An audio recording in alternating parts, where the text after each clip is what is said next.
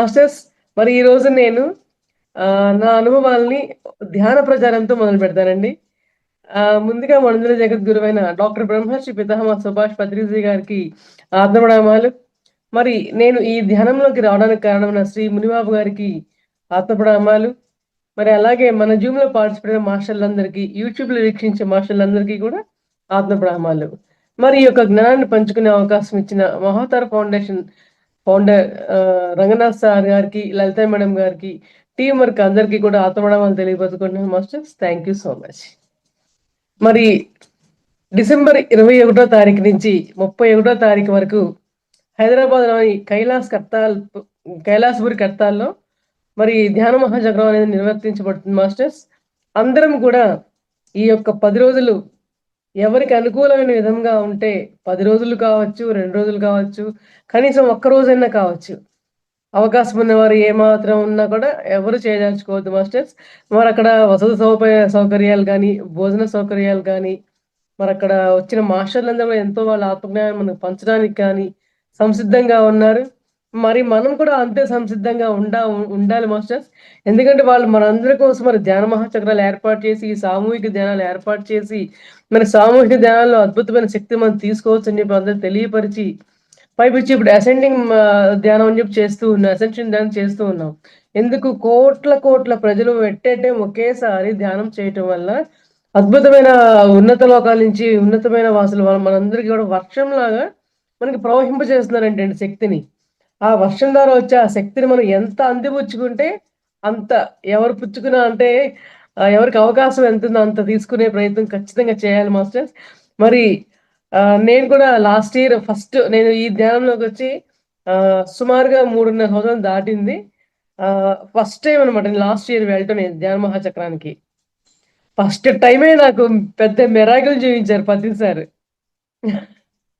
దీంతో స్టార్ట్ చేస్తా నా యొక్క ఆధ్యాత్మిక జీవన ప్రయాణం. ఎందుకంటే ప్రచారం చేసేటప్పుడు, ఆ ప్రచారం చేసేవాళ్ళు వెళ్తున్నారా లేదా? వాళ్ళకి అనుభవాలు ఉన్నాయా లేదా? అనేది కూడా ఉంటే మేడం వాళ్ళకెంతో ఇన్‌స్పిరేషన్‌గా కూడా ఉంటుందండి. అంటే వెళ్ళకపోతే చెప్పకూడదనేం లేదు. ఎందుకంటే ఒక మంచి విషయాన్ని మనం వెళ్ళామా మనకు కుదరకపోవచ్చు. నేను చెప్తాను ఈ రోజున నాకు కుదరకపోవచ్చు. అలా అని దాంట్లో విషయం లేదని కాదు గదా! సో, అందువల్ల ఏంటంటే నాకు తెలిసిన విషయం చెప్పే అవకాశం కూడా ఉంటుంది మాస్టర్స్. అయితే మనం వెళ్లి ఆ శక్తిని తీసుకుందాం. మరి నేను ఎటువంటి శక్తిని తీసుకున్నానో ఒక్క చిన్న మాటలో చెప్పి నేను మళ్ళీ మొదలు నుంచి వస్తా అన్నమాట. హైదరాబాద్ ధ్యాన మహాచక్రానికి వెళ్ళాము. ఒక ఫుల్ డే అంతా స్పెండ్ చేశాము. హ్యాపీగా మళ్ళీ రిటర్న్‌లో వచ్చాము. రైల్వే స్టేషన్‌లో ట్రైన్ ఎక్కబోతూ ఉండే సమయంలో అన్నమాట. మరి కింద నుంచి పై దాకా వెళ్ళిపోయాం. ఆల్‌మోస్ట్ వెళ్ళిపోయాం. ఇంక 2 మెట్లున్నాయన్నమాట. ఉంటే వెళ్ళిపోయేవాళ్ళం పైదాకా. అప్పుడేమైందంటే, నా పక్కన ఉన్న ఒక లేడీకి కళ్ళు తిరిగినియి. చూడండి. ఆమెకు కళ్ళు తిరగడం నాకు దశ తిరిగింది. మేడం మీరెవరు కనపడట్లేదండి. ఓకే. ఆ! మేడం. ఆవిడ నా పక్కన ఉన్న ఆవిడకి కళ్ళు తిరగడం వల్ల నా దశ తిరిగిందనమాట. ఎందువల్లంటే ఆవిడ పడబోతూ నన్ను పట్టేసుకుంది. నన్ను పట్టేసుకోవడం వల్ల ఏమైంది అప్పటికే 2 మంత్స్ అంటే డిసెంబర్‌లో గదా! అక్టోబర్‌లో నాకు పారాలిసిస్ వచ్చి మరి డెత్ దాకా వెళ్ళబోయిన నేను మళ్ళీ శ్వాస మీద ధ్యాస పెట్టి ధ్యానం చేసుకొని నైట్ అంతా సరే ఆనాపానసతి ధ్యానాన్ని నేను మరి నమ్మకం పెట్టుకొని ఆ నైట్ టైమ్‌లో మరి హాస్పిటల్‌కి వెళ్ళకుండా మరి ఇంట్లోనే ఉంటూ నేను గత 2 నెలల్లో నేను మరి ఆ పారాలిసిస్‌ని తగ్గించుకొని అంటే నాకు కుడివైపు వచ్చింది మాస్టర్స్. అయినా కూడా దాన్ని తగ్గించుకొని 2 నెలల్లోనే నేను తర్వాత అనంతపురం శాకాహార ర్యాలీకెళ్ళాను. మరి అనంతపురం సదానంద యోగి గారి ఆశ్రమానికి వెళ్ళాను. థర్డ్ ట్రిప్ అంటే పారాలిసిస్ వచ్చిన 2 నెలల్లోనే నేను 3 ట్రిప్పులేసాయండి. నన్నొకళ్ళు పట్టుకోవాలి. మరి 2 మంత్స్‌కి లేకపోవడమే చాలా గ్రేట్. వితౌట్ ఎనీ మెడిసిన్ ఆ నైట్. చనిపోతుందేమో అని మా వారిని అనుకున్న సమయంలో ఇంకొకళ్ళైతే భయపడిపోయి, కంగారు పడిపోయి ఏదేదో అయిపోయిద్ది ఆ సమయంలో. నిజంగా కూడా సిట్యుయేషన్ అలాంటిదేనండి. నన్ను కేవలం మాస్టర్సే కాపాడబడ్డారు. ఆనాపానసతి నా శ్వాసే నా గురువు, మన అంతరంగమే మన గురువు అని అన్నట్టుగా నా శ్వాసే నన్ను కాపాడింది. మరి ఆ కాపాడబడ్డం వల్ల మరి 2 నెలల్లోనే శాకాహార ర్యాలీ చేశాను. సదానంద యోగి గురువుగారి ఆశ్రమానికి వెళ్ళాను. థర్డ్ ట్రిప్ ఏంటంటే ధ్యాన మహాచక్రం అనమాట లాస్ట్ ఇయర్. అట్లా వెళ్ళబెట్టి పైనుంచి కింద పడిపోయాయండిగ. ఇంక పడేటప్పుడు నాకసలు తెలియని కూడా ఆమె ఎప్పుడు నన్ను పట్టుకుందో, నేను ఎలా పడ్డానో కూడా నాకు గుర్తు కూడా లేనంత క్షణంలో పడిపోవడం జరిగింది. కానీ పడేటప్పుడు ఎవ్వరి మనోభావాలు ఎలా ఉంటాయండి? బాప్రే! ఇప్పుడే నా కండిషన్ ఇలా ఉంది. ఇప్పుడు నేను పడిపోతున్నాను. నాకేం ఇరుగుతాయో, అసలు ఉంటానో, పోతానో. ఎస్కలేటర్ నుంచి పైన పడ్డం అంటే మరి ఒళ్ళంతా గాయాలయిపోతాయో, మరి ఏ పార్ట్ ఇరుగుతుందో ఏమో అని చెప్పి సహజంగా వెరీ, వెరీ కామన్‌గా అనుకోవచ్చు ఆ పాయింట్‌ని. కానీ నా మనసులో నాకేం కలిగిందంటే, మాస్టర్స్ మళ్ళీ నాకు పరీక్ష పెడుతున్నారా? మళ్ళీ నాకు పరీక్ష పెడుతున్నారు. ఇది మూడో పరీక్ష. అంతకుముందు చాలా జరిగాయి. కానీ అద్భుతమైన భయంకరమైన పరీక్షలనమాట. మళ్ళీ పడబోతున్నా నేనేంటి నా స్థితి చూద్దాం.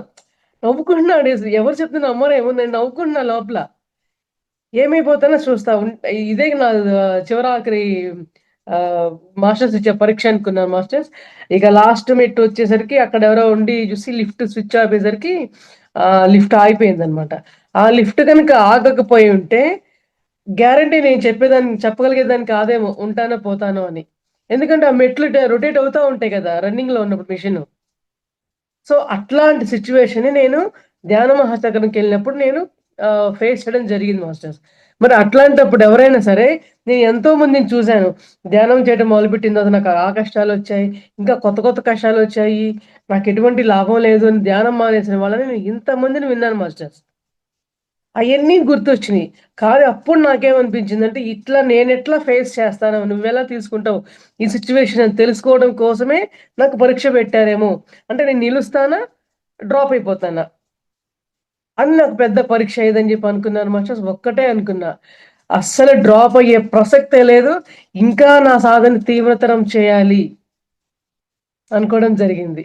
సరే, మరి ఈ యొక్క సాధనని తీవ్రతరం ఎలా చేశాను? మరి నాకింత ఆత్మజ్ఞానం ఎలా వచ్చింది? ఇంత ధైర్యం ఎలా వచ్చింది? ఎన్ని అనుభవాల క్లాసులు చెప్పుంటానో అస్సలు లెక్కనే లేదు మాస్టర్స్. మరి కనీసం నా అనుభవాల క్లాసులకే 10, 15 వేల మంది యూట్యూబ్‌లో వ్యూవర్స్ ఉన్నారనమాట. ఎందుకంటే అనుభవాలకి అంత ప్రాముఖ్యత ఉంది. పత్రి సారు అనుభవాలు తప్ప వేరే ఏం వినేవాళ్ళు కాదండి. "నువ్వెంత గొప్పోడివైనా సరే నీ అనుభవం చెప్పబోయ్" అనేవాళ్ళంటండి. ఎందుకంటే అంత అద్భుతంగా అట్లా తీర్చిదిద్దబడ్డా అనమాట. సరే. అది ఆ జర్నీ ఏంటో చూద్దాం స్టార్టింగ్ నుంచి. ఓకే. మాస్టర్స్ మరి నేను 2001లోనే శ్రీ రామచంద్ర మిషన్ అనే ఒక సంస్థ ద్వారా నేను ధ్యానంలోకి రావడం జరిగింది.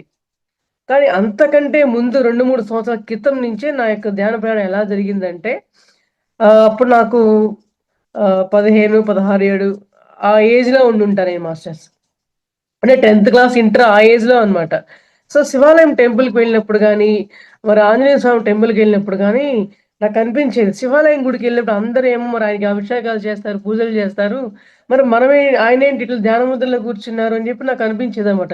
గుడిలో ఉన్నంత సేపు, ఆ క్యూలో ఉన్నంత సేపు నేను ఆయన్నే చూస్తూ ఉండేదాన్ని. ఆయనట్లా ఎందుకున్నారు అని. కానీ అడిగేంత తెలివితేటలు అప్పట్లో లేవు. ఒకవేళ అడిగినా చెప్పేవాళ్ళో కాదో కూడా తెలీదు. పేరెంట్స్‌కి అప్పుడు నాలెడ్జ్ ఏం లేదు గదా! సో, ఆ డౌట్ అక్కడితో అలా అయిపోయింది మేడం. ఏ ఊరెళ్ళినా సరే ఎవరైనా టెంపుల్స్‌కి వెళ్ళినప్పుడు మళ్ళీ అది చూస్తే మళ్ళీ గుర్తొచ్చేది. అంటే నా జర్నీ అక్కడి నుంచి ఆ డౌట్‌తో నా జర్నీ స్టార్ట్ అయింది. అయితే ఇక ఆంజనేయ స్వామి గుడికి వెళ్తూ ఉండేదనమాట. మరి ఆయన కూడా మరి ధ్యాన ముద్రలోనే ఉంటారండి. ఆయన చిరంజీవి. ఆంజనేయ స్వామి అంటే. మరి చిరంజీవి ఎలా చిరంజీవి అని ఇప్పటికి బతికే ఉన్నారంట.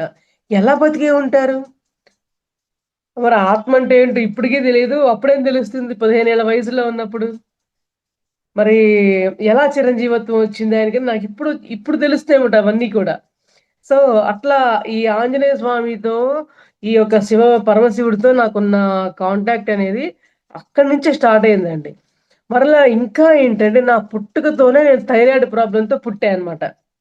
ఈ విషయం నాకు 17 ఏళ్ల వయసులో ఉన్నప్పుడు మరి 12, 13 ఏళ్ల వయసు నుంచి నాకు తలకాయ నొప్పి, నీరసము, కాళ్ళు నొప్పులు ఎప్పుడు చూసినా నిస్సత్తువగా ఉండేదాన్ని.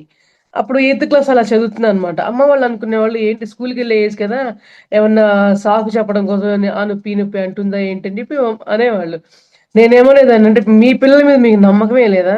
ఆళ్ళు అబద్ధాలు చెప్పేదానిలా కనబడుతున్నానా అని చెప్పి అనేదాన్నివండి వాళ్ళందరిని. కానీ ఏ డాక్టర్ అడిగినా కూడా ఏం లేదని చెప్పేవాళ్ళు. మరి ఎవరిని నన్ను నమ్మాలా? డాక్టర్‌ని నమ్మాలా? అర్థమయ్యేది కాదు మా పేరెంట్స్‌కి కూడా.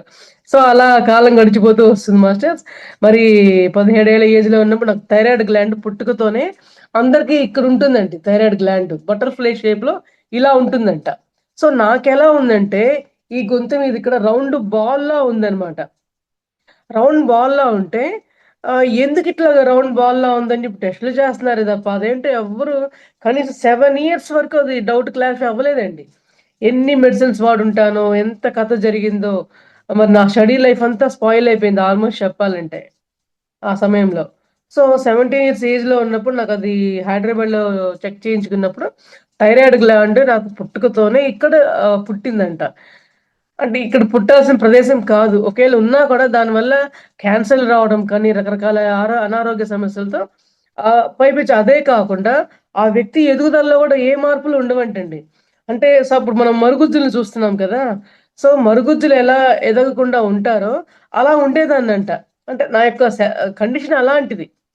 పుట్టుకతోనే ఎందుకంటే మన శరీర భాగాల్ని సరియైన విధంగా పెరగాలి అంటే హార్మోన్స్ సంబంధించిన ఆ థైరాయిడ్ గ్లాండ్ వల్లనే అన్నీ గూడా డెవలప్ అవుతూ ఉంటాయన్నమాట. అసలు ఆ గ్లాండే సరిగ్గా లేనప్పుడు నేను ఎలా ఎదుగుంటాను? చూడండి. కానీ నేను 12 ఇయర్స్‌కే నేను మెచ్యూర్ అవ్వడం జరిగింది. ఎటువంటి ప్రాబ్లమ్స్ లేవు. మరి అందరి పిల్లల్లాగే చక్కగా అన్ని యాక్టివిటీస్ ఉన్నాయి. మరి పొట్టి గాదు, పొడుగు గాదు. ఇప్పుడు నేను నా హైట్ 5:30, 5, 2:30 హైట్ ఉంటాను. అంటే ఇప్పుడు మనం కూర్చుంటాం కాబట్టి ఎవరికీ తెలీదు. అంటే ఆ ఏజ్‌లో ఉన్నప్పుడు ఆ ఏజ్‌కి తగ్గ హైటే ఉన్నా అన్నమాట. డాక్టర్లు చూసి చాలా ఆశ్చర్యపోయారన్నమాట. "ఎట్లా నువ్వు ఇది ఎలా పాసిబుల్? చాలా మిరాకిల్ ఇది." అంటే నా గత జన్మ సంబంధాలన్నంత నాలెడ్జ్ ఆ డాక్టర్‌కి అప్పుడు లేకపోయినప్పటికీ ఏదో మిరాకిల్, ఏదో వండర్ మాదిరి నీలో జరిగింది. ఏ ఎదుగుదల మెంటల్లీ రిటార్టెడ్ అంటే మెంటల్‌గా గూడా ఎదుగుదల ఉండదు. శారీరకంగా ఎదుగుదల ఉండదు. అటువంటి జన్మని నేను పుట్టుకతోనే ఎంపిక చేసుకొని పుట్టాను. ఓకే. అయితే ఇంకా అలా జరుగుతున్న నేపథ్యంలో ఆహ్, మరి 17, 18 ఇయర్స్ ఏజ్‌లో ఉన్నప్పుడు ఆహ్, ఇది నా జీవితంలో ఇంకో మెట్టు మాస్టర్స్. నా వివాహానికి సంబంధించి. మా హస్బెండ్, నేను కనీసం నాకు 10 ఏళ్ల వయసు అప్పటి నుంచి మేము పక్క పక్కన ఇళ్లలో ఉండేవాళ్ళమనమాట. సో, ఇద్దరం ఆడుకునేవాళ్ళం, కొట్టుకునేవాళ్ళం అట్లా ఉండేవాళ్ళం. సో, ఏంటంటే ఇంకా మ్యారేజ్ ఏజ్ వచ్చేటప్పటికి మా మదర్ వాళ్ళు అబ్బాయిని చేసుకో మంచి అబ్బాయి అని చెప్పనంటే, మేము కొట్టుకునేవాళ్ళం గదా! ఎలా చేసుకుంటా అని చెప్పనేవాళ్ళు. సరే మా హస్బెండ్ గూడా ఇద్దరు అట్లా సినిమాలో ఎలా జరుగుతుందంటే ఎందుకంటే ఇది గూడా ఎందుకు చెప్తున్నా అంటే, నా మ్యారేజ్ లైఫ్, నా స్పిరిచ్యువల్ లైఫ్‌కి చాలా రిలేషన్ ఉందండి. అంటే ఇలా ఉన్నవాళ్ళం ఎలా అయ్యామా తర్వాత అనేది చాలా ముఖ్యమైన విషయం అన్నమాట. ఎందుకంటే ధ్యానంలోకొచ్చిన వాళ్ళు కూడా చాలా మంది వైఫ్ అండ్ హస్బెండ్ ధ్యానం ఇద్దరు ఒకళ్ళుండి ఒకళ్ళు లేనప్పుడు వాళ్ళ కుటుంబాలు ఎలా ఉండుంటాయి? ఎలా వాళ్ళు ముందుకు ఎదగలేక ఎదగలేక ఎట్లాంటివి జరుగుతుంటాయో మనందరికి ఆల్‌మోస్ట్ కొంత నాలెడ్జ్ ఉండే ఉంటుంది. కానీ నా విషయం ఎలా జరిగిందనేది చాలా ముఖ్యమైన మ్యాటర్ అన్నమాట. సో, నాకు పక్క పక్కన ఇళ్ళు ఉండేవాళ్ళం కదా! వాళ్ళ పేరెంట్స్ అందరికి కూడా నా హెల్త్ గురించి తెలుసన్నమాట వాళ్ళకి. మా వారు నన్ను చేసుకోవడానికి ఇష్టపడ్డారు. కొంత టైం గడిచిన తర్వాత. వాళ్ళు ఒప్పుకోలేదనమాట. అమ్మాయికి అనారోగ్యము, హెల్త్ బావుండదు. ఇట్లాంటి అమ్మాయిని చేసుకుంటే నీ లైఫ్ బావుండదు. నీకెప్పుడు చూసినా టెన్షనే. ఇట్లాంటి అమ్మాయిని చేసుకుంటే అని వాళ్ళ అత్తగాళ్ళు ఒప్పుకోలనమాట. కనీసం మా హస్బెండ్ 5 ఇయర్స్ బాగా ఫైట్ చేశారు. అది ఇది ఊర్లో అందరూ చెప్పారట. అమ్మాయి మంచి అమ్మాయి అది ఇది అని చెప్పినా కూడా మీకు తెలిసిన అమ్మాయి కాబట్టి అలాగే చెప్తారులే అనేవాళ్ళు. మరి తెలీదని, తెలిస్తేనేమో ఇట్లా. అంటే ఇదంతా కూడా నాకు మంచిగా ఎలా జరిగిందో తర్వాత అర్థమవుతుందండి మీకు ఈ పాయింట్స్. నాకు మంచనమాట ఇవన్నీ కూడా. వాళ్ళు సపోజ్ ఒప్పేసుకొనుంటే నన్ను చక్కగా వాళ్ళు పెళ్లి చేసుకొని ఎళ్ళిపోయి ఉండుంటే నేనక్కడే నాకింకే లోకం తెలిసేదే కాదనమాట. పెద్ద కంబైన్డ్ ఫ్యామిలీ మాది. అందరితో పాటు నేను ఇంకో 20 ఎక్కువ దాన్ని. సో, వాళ్ళు ఒప్పుకోకపోవటం వల్ల ఏమైందంటే, మా హస్బెండ్ నా కోసమని మరి పెద్ద కంబైన్డ్ ఫ్యామిలీ, మరి కోట్ల ఆస్తులున్నాయి, పెద్ద పెద్ద బిజినెస్‌లున్నాయి. అయినా సరే, నాకు స్పిరిచువాలిటీ బాగా ఇష్టముండేది. అంటే ధ్యానం అంటే ఏంటో తెలియకపోయినా కూడా ఏదో మొత్తానికి నన్నేదో తెలిసేలా లాగేదనమాట. మా ఆయన కూడా మరి పక్కన హౌస్‌లో ఉండేవాళ్ళు కాబట్టి, ఎక్కడైనా ఊర్లు వెళ్ళినప్పుడు నేను స్వామీజీలని కలిసాను. ఆ స్వామిని కలిసా, ఈ స్వామిని కలిసా అని చెప్పి ఫోన్‌లో చేసి మాట్లాడుతూ ఉండేవాళ్ళు.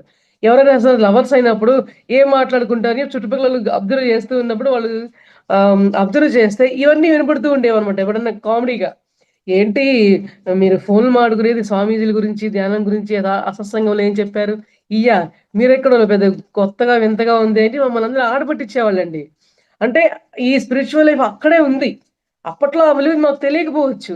కానీ ఇప్పుడు తలుచుకుంటుంటే ఓకే. పుట్టుకతోనే పునాదేసుకొని పుట్టేసానా? అని అనిపిస్తదండి. సో, అట్లా జరిగింది. మొత్తానికి మా అత్తగారు వాళ్ళు ఫైట్ చేసి వాళ్ళేమి ఒప్పుకోలేదు. మా మదర్ వాళ్ళే ఇక మ్యారేజ్ చేశారు. మ్యారేజ్ అయిన 3 మంత్స్‌కే నేను శ్రీరామచంద్ర మిషన్‌లో నేను మెడిటేషన్‌కి నేను జాయిన్ అవ్వడం జరిగింది. అయితే అప్పట్లో మా హస్బెండ్ ఆయనైతే 13 ఏళ్ల వయసు అప్పటి నుంచే సత్సంగాలకి, రకరకాల గురువులకి, రకరకాల అన్ని ఇగ ఆయన ఏదుంటే అది వదిలిపెట్టేవాళ్ళు కాదంట. 13 ఏళ్ళకి ఏం తెలుస్తదండి?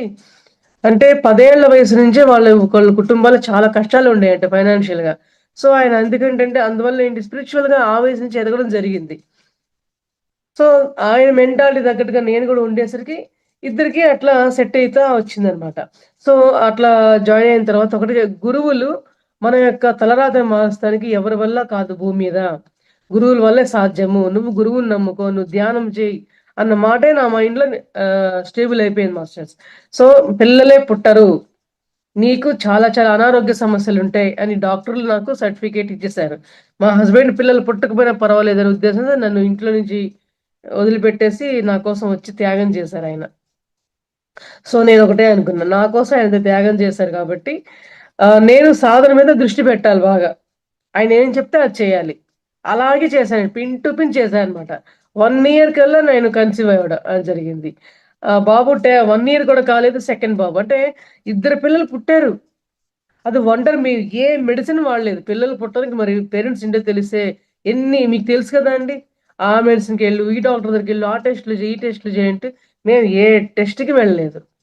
ధ్యానమే చేశాను. ఇంకేమీ చేయలా. ఇంట్లో పని ధ్యానం. ఇంట్లో పని ధ్యానం. సో, అలా ప్రయాణం కొనసాగిందండి నా యొక్క ధ్యాన ప్రయాణము.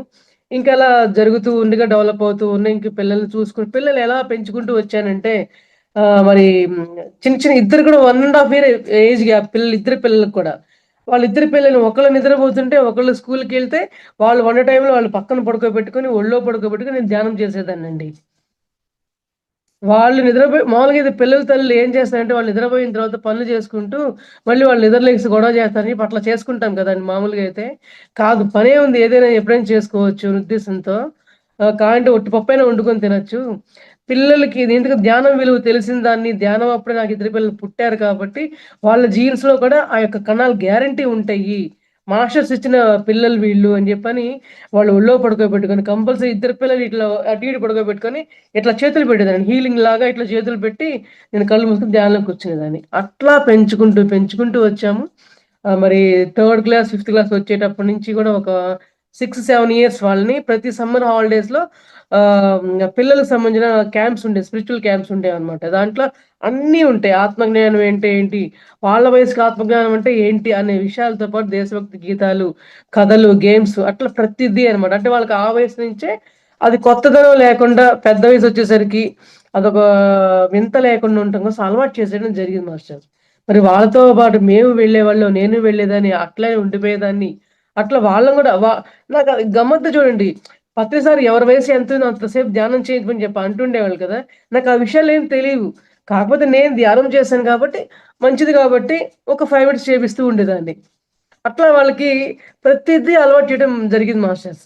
సరే ఇలా జర్నీ కొనసాగుతుంది. నా ఆధ్యాత్మిక ప్రయాణం అద్భుతంగా సాగుతుంది. కానీ అంతా బావుంది కానీ ఆత్మజ్ఞానం అంటే ఏంటి? మన జన్మ రహస్యం ఏంటి? నా యొక్క లక్ష్యం ఏంటి? అసలు నేనెందుకు పుట్టాను? ఈ ప్రశ్నలే నాకు తెలియవసలు. తెలియకుండానే అంటే పూర్తి ఆత్మజ్ఞానం లేదు. అసలు లేకుండాను లేదు. అటువంటి మైండ్ సెట్‌లో ఉన్నా అన్నమాట. అయితే 2022లో కరోనా సమయంలో ఇక యూట్యూబ్‌లో మన పత్రి సార్ స్పీచెస్ గాని, ఇట్లా మన జూమ్ క్లాసులు కానీ చాలా చాలా మేము చూస్తూ ఉండేవాళ్ళమనమాట. చూస్తున్నప్పుడు ఏంటిది ఈ మెడిటేషన్ ఇది కొత్తగా ఉంది. మరి పత్రి సార్ అంటే అంతకుముందు తెలుసు కానీ ఎందుకో ఇంట్రెస్ట్ చూపెట్టలా. అప్పటికే 2001 నుంచి ఆ ధ్యానంలో ఉన్నాం కదా! ఇంట్రెస్ట్ చూపెట్టలే అనమాట. కానీ గమ్మత్తేంటో తెలుసా మాస్టర్స్ 2001 నుంచి గూడా మా ఇంట్లో ధ్యాన జగత్ బుక్‌లు అప్పటినుంచి ఉండేయండి. మా వారు అన్ని సంస్థల బుక్స్ తెప్పించేవాళ్ళనమాట. ఆ ధ్యాన జగత్ బుక్ అన్నేళ్ల నుంచి నా దగ్గరున్నాయి. అంటే మరి ఒక 100 పుస్తకాలు నా దగ్గర రావాలి అంటే ఎప్పటి నుంచి తెస్తే ఉంటాయండి? 100, 150 పుస్తకాలు. అయితే ఆహ్, సరే అలా యూట్యూబ్‌లో క్లాసెస్ చూస్తూ ఉండగా శ్రీకాళహస్తి వాస్తవ్యులైన శ్రీ మునిబాబు గారు ఒక జూమ్ క్లాస్ ద్వారా ఈ క్లాస్ రన్ చేసేటప్పుడు అన్ని క్లాసుల్లోను ఇది గూడా మేము చూసామండి. అయితే ఆయన ఒక 2 మంత్స్ మేము అబ్జర్వ్ చేసాం. అసలు ఏంటి ధ్యానము? మరి ఆనాపానసతి అంటున్నారు. కళ్ళు మూసుకొని నాడీ మండలి శుద్ధి అంటున్నారు. కొంతమందేమో బాడీ రొటేట్ అవుతున్నాయి. హెడ్ ఊగుతుంది. మరి ఆ శక్తి ప్రసారం వల్ల ఇట్లాంటి హెడ్ ఇట్లా ముందుకి, ఇట్లా వెనక్కి, ఇట్లా బ్యాక్‌కి బాడీ కొంచెం వైబ్రేట్ అవ్వడము. ఇలా జరుగుతున్నాయి. ఏంటి ఇట్లా ఇదెక్కడ ధ్యానము? ప్రశాంతంగా ఇలా కూర్చోవచ్చు గదా! మరి అని అనుకుంటూ ఉండేదాన్ని. మళ్ళీ గంటలు గంటలు ధ్యానం చేస్తారంట. 3 గంటలు, 4 గంటలు నైట్ మొత్తం ధ్యానం అంట. ఇదెక్కడ ధ్యానం అసలు? అని మా వారు అన్ని సంస్థలు తిరిగినా గూడా ధ్యానం గురించి ఇంత ధ్యానం గురించి తెలీదండి ఆయనకి కూడా. ఆయన ఆశ్చర్యపోయారు. ఇద్దరు అట్లా అబ్జర్వ్ చేస్తూ ఉండేవాళ్ళమండి. అప్పుడు మాకు ఏమనిపించిందంటే, ఓకే. ఆనాపానసతి బానే ఉంది. నాడీమండల శుద్ధి బానే ఉంది. కుండలిని యాత్ర అంటే బాబోయ్! బానే ఉంది. ఏమన్నా జరగని మళ్ళీ వాళ్ళు బానే ఉన్నారుగా. సరే ఊగారు బానే ఉన్నారు. తల ఒరిగింది బానే ఉంది. నష్టమేంటి అనిపించింది. అలా ఎప్పుడైతే మైండ్‌లో కనిపించిందో మేడం, కరెక్ట్‌గా 1 మంత్ కూడా పట్ల. 2 వీక్స్ గట్టిగా అంత అంటే డైలీ జూమ్ క్లాస్‌లో పార్టిసిపేట్ కెమెరా ఆన్ చేస్తూ ఉండటం అనేది అనుభవం అక్కడి నుంచి ఉందండి. అప్పటి నుంచి చెప్పేవాళ్ళు కెమెరా ఆన్ చేయండి, కెమెరా ఆన్ చేయండి అంటూ మాస్టర్ గారు. సో, అసలు తెలియకుండానే నాలో గూడా ఇక వైబ్రేషన్స్ స్టార్ట్ అయిపోయినియి. పడిపోవటము, రకరకాల హ్మ్, ఆహ్, వైబ్రేషన్స్ రావడము, రకరకాల కదలికలు జరగటము బాగా వచ్చేసినాయన్నమాట ఇక. ఇక నైటంతా ధ్యానం చేయటము, 5, 6 అవర్స్ ధ్యానం చేయటము. అప్పటిదాకా మహా అయితే ఒక హాఫ్ అన్ అవర్, 1 అవర్ లేదంటే మార్నింగ్, ఆఫ్టర్‌నూన్, నైట్ అట్లా హాఫ్ అన్ అవర్ అట్లా చేస్తుండేవాళ్ళం అంతే అన్నమాట. అన్నేళ్ళు అలవాటు అదే. కానీ ఇట్లా 2, 3 గంటల ధ్యానము, 5, 6 గంటల ధ్యానము, నైట్ మొత్తం కూర్చోవడం ధ్యానం అనేది స్టార్ట్ అయిపోయింది. అసలు ఈ జన్మకి నాకిది అవుద్దా అనుకున్నా అన్నమాట. అలాంటిది 20 రోజులు కూడా పట్టల. అంత విపరీతంగా వచ్చేసిందన్నమాట. అయితే ఇంకా ఆ వైబ్రేషన్స్ అయన్నీ చూసి మా వారు కూడా మేము కూడా కొత్తయి కాబట్టి కొంచెం ఆయన ఒక్కోసారి భయపడి, ఒక్కోసారి మళ్ళీ గురువుగారిని అడిగి ఇట్లా అవుతున్నాయి ఇంతే గదా! అంతే గదా! అని చెప్పి గైడెన్స్ తీసుకుంటూ ముందుకెళ్తూ వచ్చామన్నమాట. సో, ముందుకెళ్తూ వస్తున్నప్పుడు ఇక అప్పుడేమంటున్నారు విశ్వమయ ప్రాణశక్తి మరి సహస్రారం గుండా బ్రహ్మరంధ్రం గుండా మన శరీరంలో ప్రవహిస్తుంది. 2,72,000 నాడుల్లో మరి నిక్షిప్తమైన కర్మలన్నిటిని కూడా దగ్ధం చేసుకుంటూ, మరి దివ్యశక్తిని అద్భుతంగా ఉదయింపచేసుకుంటూ, మరి సహస్రారం గుండా మనంతా శక్తిని తీసుకోవడం ద్వారా మూలాధారం నుంచి సహస్రారం వరకు గూడా ఉన్న శక్తిని ఎలా మనం రిసీవ్ చేసుకోవాలి? ఆ శక్తి వల్ల మనం తీసుకోవటం వల్ల కర్మలు ఎలా దగ్ధమవుతాయి? అసలు కర్మలు దగ్ధమవుతుందంటే మనకి ఎట్లా తెలుస్తుంది? అనే విషయాలు వింటూ, వింటూ ఆ జర్నీ గూడా మళ్ళీ స్టార్ట్ అయింది మేడం. అంటే ఈ వైబ్రేషన్స్ ఎలా ఉంటాయంటే, మన కర్మలు తొలుగుతున్నాయి అనే దానికి అర్థం ఏంటంటే, మన బాడీలో పెయిన్స్ ఒస్తా ఉంటాయి. బాడీలో పెయిన్స్ ఒస్తుంటే, చీమలు కుట్టినట్లుంటుంది, దోమలు పాకినట్లుంటుంది. కానీ ఏముండవు. కానీ అట్లా అనిపిస్తది. ఆ గీక్కో అనిపిస్తది గీరొద్దనేవాళ్ళు. కదలొద్దనేవాళ్ళు. మళ్ళీ స్థిరాసుఖాసనము చక్కగా కంఫర్ట్‌గా కూర్చోండి అని చెప్పేవాళ్ళు. కంఫర్ట్‌గా కూర్చున్నప్పుడు గీక్కోవచ్చు హ్యాపీగా గీక్కోవచ్చు కదా! అనుకునేవాళ్ళం. లేదు లేదు. ఎందుకంటే అది శక్తి తాలూకా జెలే తప్ప ఏదో పురుగొచ్చేమో కుట్టి వచ్చిన జెల కాదనమాట. ఆ వివరం చెప్పేవాళ్ళు పర్టిక్యులర్‌గా. అందువల్ల అది గూడా సాధన చేశాం. నెమ్మది నెమ్మదిగా ఏ పురుగు పాకినా, ఏ పాము పాకినట్లున్నా, ఎట్లా ఉన్నా బాడీ అసలు కదలాలనిపిచ్చేది. కాళ్ళు చాపుకొని కూర్చోవాలనిపించేది. అస్సలు అయినా సరే పట్టుదలగా వద్దన్నారు, వద్దన్నారు. మాస్టర్ చెప్పారు వద్దన్నారన్నా అంటే అట్లాగే ప్రయత్నం చేస్తూ, చేస్తూ ఇక ఫుల్‌గా ఎంత వైబ్రేషన్స్ కింద పడి కొట్టుకోవడం, పైన పడిపోవడము, ఫుల్‌గా హ్యాండ్స్ కొట్టేసుకోవడము, లెగ్స్ అన్నీ ఫుల్ వైబ్రేషన్ కొట్టేసుకోవడము. అట్లా మళ్ళీ బాడీ లేయర్స్‌గా అంటే ధ్యానంలో కూర్చున్నప్పుడు ఇట్లా కూర్చున్నామనుకోండి, మనం మన యొక్క శక్తిపాతం జరిగేటప్పుడు మన చుట్టూతా శక్తి వలయాలు మనం చూస్తూ ఉంటాం కదా! ఆ శక్తి వలయాలు నన్ను నేను చూసుకుంటున్నాననమాట. నా చుట్టూతా ఆ శక్తి వలయాలు బాగా పెరిగిపోతూ ఉన్నాయి. మరి ఆ శక్తి వలయాలు పెరగడం అంటే చిన్న విషయం కాదు. మనం మనం పెరుగు ఉంటే పెరగవవి. అదే నా దివ్యశక్తి ఉదయించిన తర్వాత నాడీమండల శుద్ధి జరుగుతూ ఉండే సమయంలో జరిగే ప్రక్రియ అనమాట అది. అప్పుడు నన్ను చూసుకునేటప్పుడు ఇదేంటి ఇట్లా, ఇలా వైబ్రేషన్స్ వస్తున్నాయేంటి? ఇలా వలయాలొస్తున్నాయేంటి నా చుట్టూతా? నాకేమైపోతుంది? మళ్ళీ ఇదొకటి కొత్తదేంటి? అని అనుకుంటూ ఉండేవాళ్ళం. మళ్ళీ దానికి గైడెన్స్ తీసుకుంటూ ఉండేవాళ్ళం. మరలా మన సూక్ష్మమైన శరీరం జరుగుతుంది అని చెప్పని ప్రయాణం జరుగుతుంది అనేవాళ్ళనమాట. అప్పుడేంటి మనం పడుకుండగానే నా బాడీ ఎట్లా వైబ్రేట్ అయిపోయేదంటే అచ్చగా పాము మెలుకలేనండి. పాము ఎట్లా ఇట్లా వయ్యారంగా అట్లా మెలికలు తిరుగుతూ ఉండేదో నా బాడీ అట్లాగే మెలికలు తిరుగుతూ తెగ తిరిగేదండి. ఈ టైంలో నా శరీరం బయటకొచ్చి నా సూక్ష్మ శరీరం, నా శరీరం ఏంటి ఇట్లా తిరుగుతుంది అని నేను చూసి ఆశ్చర్యపోతున్నాననమాట. అంటే నన్ను నేనే చూసుకుంటున్నా. మనం ఇయన్నీ కూడా చాలా వరకు మూవీస్‌లో చూసి ఈ యొక్క టెక్నిక్స్ భలే ఉన్నాయి, ఇవన్నీ భలే ఉన్నాయి అని చెప్పి చూసి అయ్యో! మంత్రాలు, తంత్రాలు అని చెప్పి అనుకునేవాళ్ళం. అవన్నీ కూడా రియల్ లైఫ్‌లో నాకు జరుగుతుంటే ఏంటిది? శక్తి అంటే ఇట్లా ఉంటుందా? అని ముందు భయపడిన వాళ్ళం కాస్త ఇదేదో బావుందే అన్న ఫీలింగ్ తర్వాత తర్వాత తీసుకొచ్చేదండి. అంటే నాలో మార్పు, మానసికంగా మార్పు, శారీరకంగా మార్పు, శారీరకంగా ఎంతో ఎనర్జిటిక్‌గా అయిపోవడము, ఎంత వర్క్ అయినా చేయటము, ఎంతైనా సరే తిరగటము. మరి డే టైమ్‌లో విపరీతమైన పెయిన్స్ నాకు. కనీసం మెచ్యూర్ అయిన ఏజ్ అప్పటినుంచి అంటే 12 ఇయర్స్ ఏజ్ అప్పటినుంచి స్టిల్ ఈ ఏజ్ వచ్చే వరకు గూడా ఆ పెయిన్స్ అంతే ఉన్నాయి. మధ్యలో చాలా రకాల మెడిసిన్స్ వాడేవాళ్ళం. కానీ దేనికి గూడా నాకు రెక్టిఫై అవ్వలేదు. అట్‌లీస్ట్ డే వచ్చేసి ఒకటన్నా లీస్ట్‌గా వేయాల్సింది. 1, 2 అయినా సరే. ఈ మెడిటేషన్‌లోకొచ్చే వరకు కూడా. ఆ టైంలో గూడా ఆ మెడిసిన్స్ కూడా నేను ఆపడం మానేశాను. థైరాయిడ్ ఉంది. ఆ మెడిసిన్స్ ఆపేశాను. నాకు థ్రోట్ ప్రాబ్లము, నెమ్ము ప్రాబ్లమ్ అయన్నీ ఉండేది. హెడ్‌ఏక్ ఉండేవి. విపరీతంగా కాళ్ళు నొప్పులుండేవి. ఈ మెడిసిన్స్ అన్నీ ఆపేశాను. థైరాయిడ్ టాబ్లెట్ ఏసుకోవడం మానేశాను. కనీసం 25 ఏళ్ల నుంచి ఏసిన థైరాయిడ్ టాబ్లెట్ మానేశానండి. అసలు అది మానటం అంటే చిన్న విషయం గాదు. ఎందుకంటే హార్మోనల్ బ్యాలెన్స్ సరిగ్గా లేకపోతే మన సహస్రారం టాప్ టు బాటమ్ అనేది ఏ యొక్క ప్రక్రియ గూడా పూర్తిగా అస్తావ్యస్తం అయిపోతుందనమాట. ఎందుకంటే దాంట్లోనే ఆఖరికి మన గుండె గావచ్చు, మన బ్రెయిన్ కావచ్చు, ఏవైనా సరే సక్రమంగా పనిచేయాలంటే థైరాయిడ్ గ్లాండ్ అద్భుతంగా పనిచేస్తేనే. మరి అది మానేశాను. డాక్టర్స్ యొక్క పర్మిషన్ గూడా లేదండి. ఎందుకంటే వింటుండేవాళ్ళం గదా! అన్ని టాబ్లెట్లు మానేసేవాళ్ళమే. నో మెడిసిన్ అనేవాళ్ళు. అంటున్నారు. ఇదెట్లా పాసిబుల్? జబ్బులు మళ్ళీ తిరిగి రావా? ఇంకా ఇబ్బందులు పెరిగిపోవా? కొత్త కొత్త రాగాలొస్తాయేమో ఆపేస్తే. ఈ డౌట్‌ల నుంచి గూడా పడుతూ నేను కూడా ఆ టాబ్లెట్‌లన్నీ గూడా ఆపేసానన్నమాట. కనీసం సంవత్సరంన్నర పూర్తిగా థైరాయిడ్ టాబ్లెట్ కూడా మానేసా అన్నమాట. అప్పుడప్పుడు టెస్ట్‌లు చేయించుకుంటునేవాళ్ళం. బ్యాలెన్స్‌గా ఉందనుకోని చూసుకుంటుండేవాళ్ళం. అలా చూసుకుంటూ ఉండేదాన్ననమాట. అలా చూసుకుంటూ ఉండే సమయం మానసికంగా, శారీరకంగా ఇటువంటి మార్పులు జరుగుతూ ఉంటే, మరలా ధ్యానంలో ఉన్నప్పుడు నాకెటువంటి అనుభవాలు ఇచ్చేవాళ్ళంటే, మాష్ స ధ్యానంలో ఉండగా అందరూ సమస్త గురు పరమండలందరూ కూడాను నా చుట్టూ నుంచొని నన్ను ఆశీర్వదిస్తున్నట్లు, ఆహ్, నీకు నీ యొక్క కర్తవ్యం నువ్వు చెయ్యి, నీ యొక్క కర్తవ్యం నువ్వు చెయ్యి అని నన్ను ప్రబోధిస్తున్నట్లుగా ఇలాంటియన్నీ ఉండేవన్నమాట. ఇట్లా గురువులొస్తా ఉండేవాళ్ళు. ఇంకో విషయం ఏంటంటే, మేము యాక్చువల్‌గా మేము ఈ ధ్యానంలోకొచ్చే టైంకి పత్రి సారు వచ్చిన 2 మంత్స్‌కి ఆత్మలోకాలకి తిరిగి వెళ్లారనమాట. అప్పుడు నేననుకున్నా, అబ్బా! పత్రి సార్ ఇప్పుడే వెళ్ళిపోవాలా?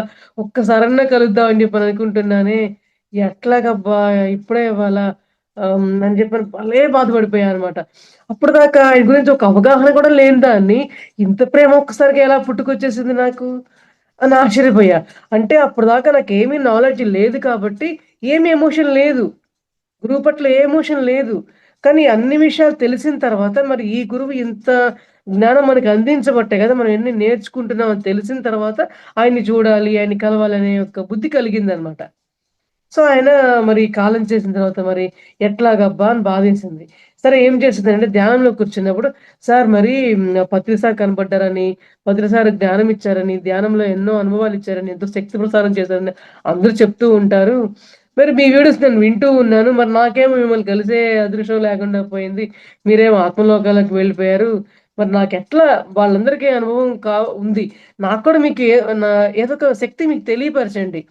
మరి పత్రిసారి ధ్యానం చేస్తున్నా అని చెప్పి ఇన్నాళ్ళు 20 ఏళ్ళు చేసే ధ్యానాన్ని నేను వదిలిపెట్టేసి, ఇందులో ఏదో ఉంది అని పట్టుకుందామనొచ్చాను.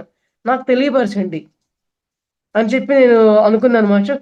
అనుకున్న రోజునే కనీసం వెంటనే సుమారు ఒక నెల రోజులు కావచ్చు. అప్పుడప్పుడు పత్రిసారు ధ్యానంలో కనపడడం కావచ్చు, నా పక్కనే కూర్చోవడం కావచ్చు, పద్మ అని చెప్పి నన్ను పిలవడం కావచ్చు.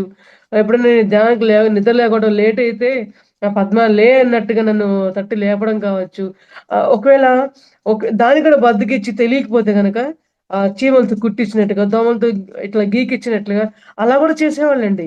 చూస్తే ఒక్క దోమ ఉండేది కాదు. బ్యాట్ పట్టుకొని తిరిగేవాళ్ళం మేము. దోమలు కుడుతున్నాయి. ఏంటబ్బా! ఇన్ని దోమలున్నాయి ఏంటి అని చూసుకుంటే దోమలు కనపడేవి కాదు. ఎట్లా అంటే ఒక్కొక్కసారయితే ఇన్ని కుప్ప దోమలు ఇక్కడ ఇక్కడ కుడుతున్నట్టు, ఇన్నిన్ని కుప్ప దోమలు చెవుల్లో దూరుతున్నట్టు, ఇన్నిన్ని చీమలు కాళ్ళ మీద ఒళ్ళంతా కుడుతున్నట్లు అలా ఉండేది. అమ్మో! ఇన్ని ఎక్కడి నుంచి వచ్చినాయని చూస్తే ఏమి ఉండేవి కాదు. అప్పుడు తర్వాత తర్వాత మాకు తెలిసేదనమాట. మన గురువులనేవాళ్ళు రకరకాల రూపాల్లో మనకి శక్తిని ప్రసారం చేయటం కోసమని రకరకాల రూపాల్లో మనకు దర్శనమిస్తారు. ఆ యొక్క చీమల రూపంలో, దోమల రూపంలో అట్లా వచ్చి మన బ్లడ్‌ని నేనేమనుకునేది మన బ్లడ్ కుట్టినప్పుడు దోమలు కుడితే జబ్బులొస్తాయి కదా! ఎట్లాగా ఇన్ని దోమలు కుట్టించుకుంటే అని చెప్పి అనుకునేదాన్ని. తర్వాత మళ్ళీ అది కూడా తెలిసింది. ఈ దోమలు మామూలు దోమలు కాదు. మన పరమ గురువులు ఈ దోమలు. వీళ్ళేంటంటే మన శరీరంలో ఉన్న చెడు రక్తాన్ని తీసేసి మనల్ని క్లీన్ చేస్తారు, ప్యూరిఫై చేస్తారు అని ఇంకిట్లా ఇక స్టేజెస్ పెరుగుతూ ఉన్న కొద్దీ ప్రతి చిన్న విషయాన్ని అబ్జర్వ్ చేసుకోవడం బాగా లోపలికెళ్తూ జరిగింది మాస్టర్స్. అప్పటినుంచి ఇక దోమ కుడుతున్నా, చీమ కుడుతుందా, నిజంగా దోమ కుడుతుందా కూడా ఇక చూసుకోవడం మానేసా. ఇది మాస్టర్ అయ్యుంటారులే, ఈ మాస్టర్ నన్ను కుట్టుంటారేమోలే, అట్లా పోయేదన్నమాట ప్రతి ఆలోచన కూడా. అంత ఇంజెక్ట్ అయిపోయానన్నమాట. అతి కొద్ది సమయంలో కనీసం 6 మంత్స్ కూడా పట్టలేదండి. పూర్తిగా ఈ సూక్ష్మ శరీరాలు కావచ్చు, నాడీమండల శుద్ధి జరగడానికి కావచ్చు, ఇవన్నీ జరగడానికి నాకు 6 మంత్స్ కూడా గట్టిగా పట్టలేదన్నమాట. మరి ఈ ధ్యానంలో రకరకాల అనుభవాలు జరిగే సమయంలో ఆహ్, ఒక గ చాలా 2 చాలా మైండ్‌కి డెవలప్‌మెంట్ అయిన అనుభవాలనమాట. మామూలుగా మనం పులిని చూస్తే ఏమనుకుంటాం, అందరం పారిపోతాం, భయపడతామనమాట. అయితే అప్పటిదాకా మన మైండ్ సెట్ ఎలా ఉంటదంటే, ఒక చిన్న ఆలోచనలు ఏవైనా సరే, చిన్న విషయం కొండంత చేసుకొని ఆలోచిస్తూ ఉంటాం. బాధపడుతూ ఉంటాం. నాకే ఎందుకిన్ని కష్టాలు, నన్నే ఎందుకిట్లా చేయాలి అని ఇట్లా బాధపడుతూ ఉంటాం. దాన్ని మనం ఒక పెద్ద పులిలా చూసుకుంటూ ఉంటాం. అప్పుడు నాకు ధ్యానంలో ఉన్నప్పుడు ఒకసారి ఏమైంది, ఒక పులి పెద్ద పులనమాట. ఆ పెద్ద పులిని చూసి నేను చాలా భయపడిపోయాను. ఏంటి ఇట్లా ధ్యానంలో పులి కనపడిందేంటబ్బా అనుకున్నా. ఓకే. Leave it. ఇక మరలా కొంత సమయం గడిచిన తర్వాత నేను వందల పులుల మధ్య తిరుగుతున్నా. వందల పులులతో ఆడుకుంటున్నా. పులులు అన్నీ అన్నమాట. ఏంటి అప్పుడేమో ఒక పులిని చూస్తేనేమో బెదిరిపోయాను. ఇప్పుడేమో వందల పులుల మధ్య ఉన్నాను, ఆడుకుంటున్నాను. మరి నన్నిప్పుడేమి ఏవి చెయ్యవా? ఏంటి దీని అర్థం ఏంటి? అని చెప్పి నేను అనుకుని ఆహ్, అర్థం చూస్తున్నాను మాస్టర్. అంటే మనం అజ్ఞానంలో ఉన్నప్పుడు చిన్న విషయాన్ని కూడా కొండంతగా చూసుకుంటాము. పెద్ద పులిలా చూసుకొని అమ్మో! అని చెప్పి అజ్ఞానంలో వెనక్కి వెళ్ళిపోతాము. వన్స్ మనకోసారి జ్ఞానం వచ్చింది అంటే మన జీవితాల్లో, మన కుటుంబాల్లో ఉన్న ఏవైతే ఇన్నిన్ని పెద్ద సమస్యలు కూడా మనకి చిన్నయి అయిపోతాయి. ఇంత పెద్ద పులులు కూడా ఇంత చిన్న పులి పిల్లల్లా తయారైపోతాయి. అంటే మనం ఆ సమస్యలతో ఆడుకునేంత స్టేజ్‌కి మనం వస్తాము. ఆ సమస్య వస్తుంది. కానీ మనం ఏమి బాధపడం. ఎన్నో వస్తాయి. ఒకటి 10 వస్తాయి. ధ్యానంలో కంటే కూడా ధ్యానంలోకొచ్చిన తర్వాత ఇంకా ఎక్కువే వస్తాయి. నువ్వు దీన్నెలా తీసుకుంటున్నావు? నువ్వు దీన్నెలా హ్యాండిల్ చేస్తున్నావు? ప్రతిదానికి భయపడుతున్నావా? అమ్మో! ఈ ధ్యానం వద్దులే అని చెప్పి నువ్వు పారిపోతున్నావా? ముందుకెళ్తున్నావా? అని ప్రతి దానికి అట్లా ఎగ్జాంపుల్స్ ఇస్తూ ఉండేవాళ్ళనమాట. అంటే ఇప్పుడు ఆ పులులన్నీ గూడా మన సమస్యలండి. ఆ సమస్యలు కూడా నాకు లెక్కలేదు. అప్పటిదాకా ఎన్నో సమస్యలు ఎట్లా భావించానంటే, ఎందుకు నాకీ కర్మ? నాకే ఎందుకిన్ని అవమానాలు? నాకే ఎందుకిన్ని కష్టాలు? బాబోయ్! నేను ఆఖరికి సూసైడ్ ప్రయత్నం కూడా 2 సార్లు చేశానండి. అప్పట్లో చీమల మందు మింగా. ఆ చీమల మందు మింగితే మరి ఇంత అనుభవాలు ప్రతిసారి వచ్చి ఇన్నిన్ని చూడాల్సింది పోయి, అప్పుడే నా ప్రాణం పోయుంటే ఎట్లా చూడగలను? నన్నెవరు తీసుకెళ్ళలే పైలోకాలు. 2 సార్లు ప్రయత్నించా. 2 సార్లు ఇక్కడే ఉన్నా. పోలా. అంటే చూడండి ప్రాణం చాలా గట్టిదనమాట. ఇయన్నీ అనుభవాలు తెలుసుకోవాలంటే ఉండాలి కదా! సో, ఏమైంది, అట్లా సమస్యలతో గూడా ఆడుకునే విధంగా ఉండే ఆ మైండ్ సెట్‌ని తయారు చేశారనే విషయం అర్థమైందండి. ఇంకోసారేమైందంటే మరి ఆకాశంలో ఉన్నప్పుడు ఒక్కసారేమో చాలా అజ్ఞానంగా ఉన్న నల్లటి చిమ్మటైన చీకటి.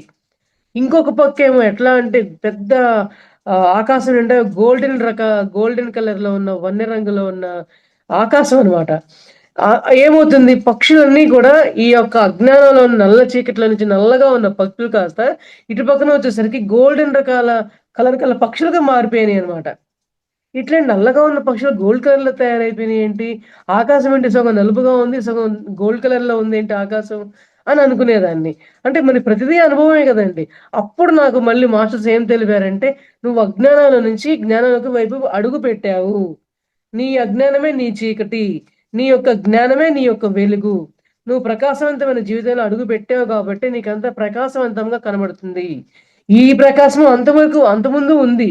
కానీ నువ్వు అజ్ఞానంలో ఉన్నావు కాబట్టి నీకు ప్రకాశం కూడా అజ్ఞానంగా ఉండటం వల్ల చీకటిగా కనపడింది." అనే విషయాన్ని నాకు తెలియపరుస్తూ ఉన్నారండి.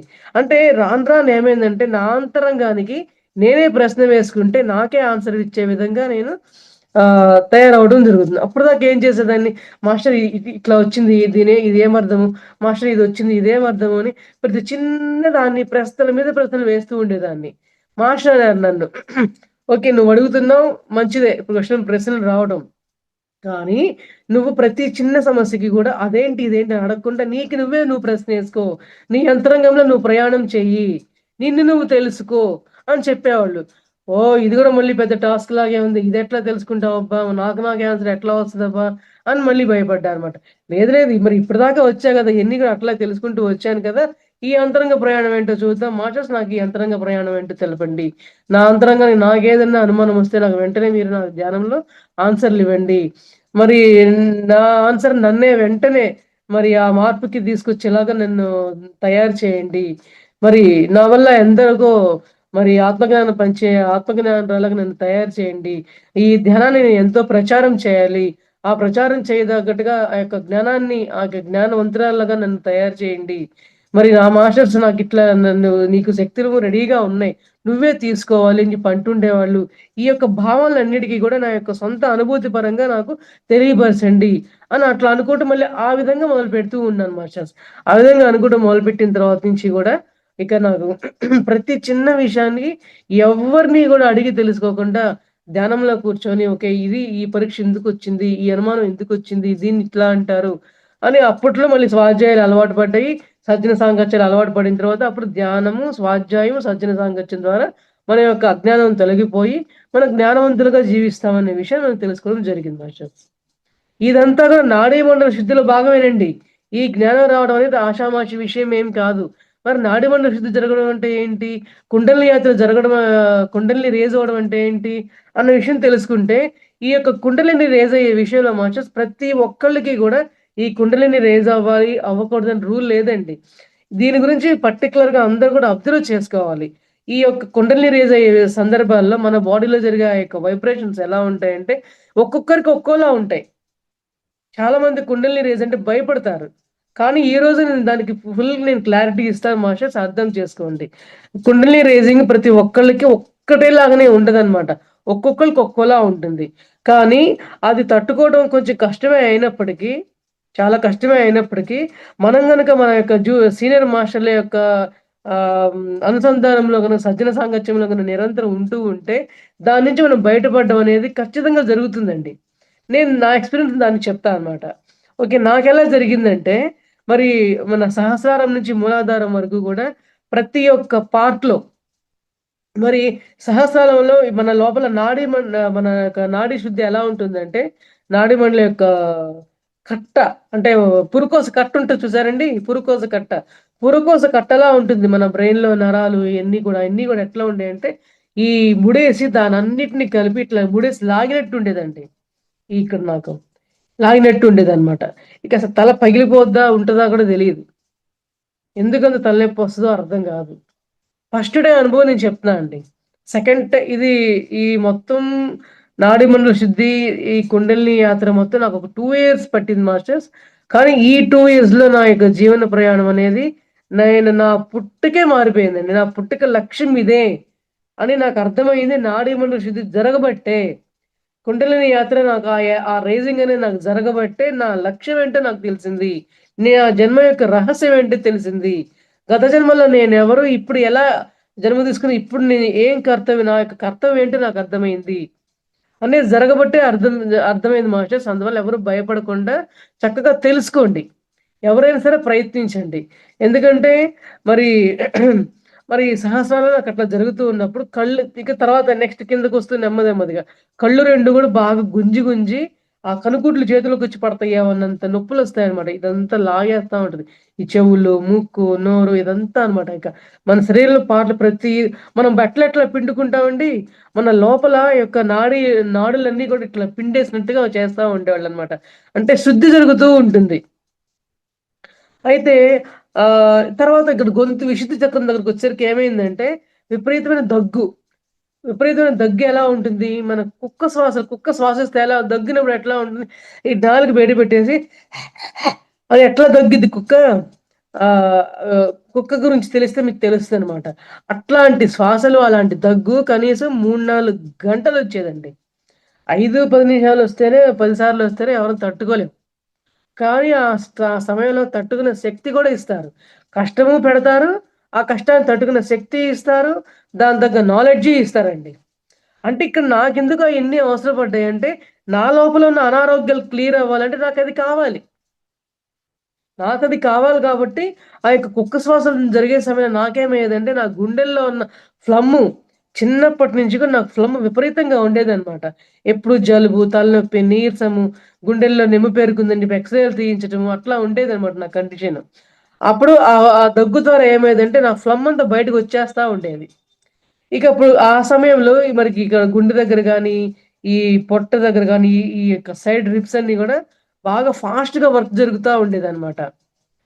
తర్వాత కింద స్టెప్‌లుగా మరి అనాహత చక్రకొచ్చేసరికి బాగా ఇక ఊపిరి అందినట్లుగా ఉండేది. ఇక్కడ ఊపిరి అందినట్టుగా గుండె పట్టేసినట్లుగా అట్లా ఉండేదన్నమాట. ఎవరన్నా నా గుండె చేతిలో పట్టుకొని పిసిగేస్తున్నారేమో అనిపిస్తది. కానీ ఏమి అవ్వదండి. అనిపిస్తది. కష్టంగా ఉంటది.